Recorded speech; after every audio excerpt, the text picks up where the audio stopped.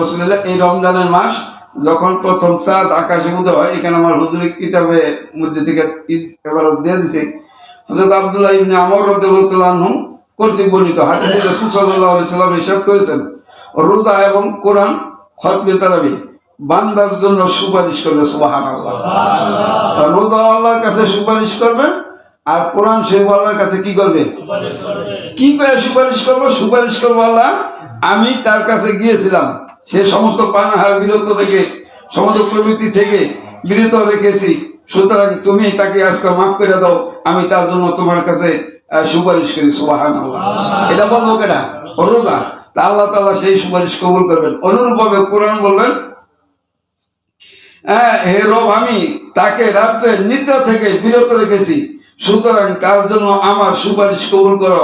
অতঃপর উভয়ের সুপারিশ কবুল করা হবে। ইমাম বায়হাকি শুআবুল ঈমান থেকে, এটা আমার হুজুরে এখানে সুন্নিবাতের মধ্যে দিয়ে দিছি। তাহলে রোজাও সুপারিশ করবে, কোরআনও সুপারিশ করবে, আর এই সুপারিশ আল্লাহ তাআলা কি করবে? কবুল করবে। আর সবচেয়ে বড় সুপারিশ হলো তার নবী রাহমাতুল লিল আলামিনের সুপারিশ। বলেন সুবহানাল্লাহ। আবার বলেন